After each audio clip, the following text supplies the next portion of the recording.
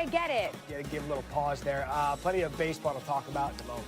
Yeah, because it was certainly a great opening day, and we're going to get to those highlights in a second. But let's talk about the return of Kevin Durant, which lasted about this long. I know that it's going to be difficult to do that, especially in the post where he kind of dominates, but who's going to step in and fill that role for Well, naturally, Golden State, a little Kevin Durant. Yeah, is home court advantage a real thing when it comes to the Dubs who dominate on the road?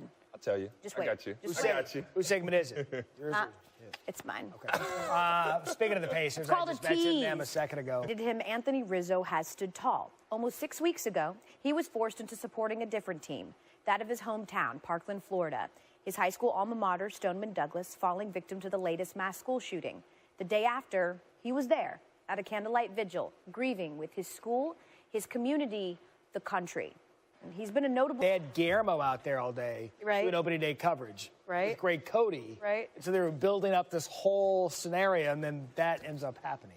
My biggest takeaway from that game for the Marlins side was like Derek Jeter being like, we're going to open up the roof more and let the sun shine in. And also we have Arepas burgers, so that's good too. Our product's trash, but come for the burgers. How'd Stanton do yesterday?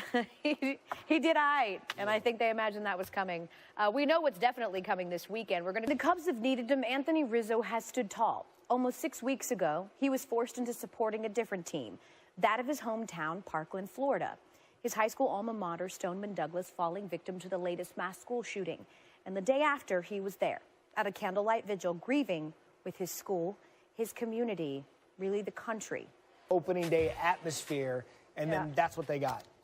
Right out of the gate. Which is the most Le Batard thing of all time, right? To be able to... all time. Listen, Le Batard's show is great because they are the voice of the fan, and the poor Miami Marlins fans have had to deal with wholesale changes over and over. At some point, you just have to laugh to keep from crying. And they say it, I mean, they're very negative when it comes to how the Marlins have handled their business. Sure. So to have that happen, as you said, perfect Le Batard moment. Perfect Le Batard moment.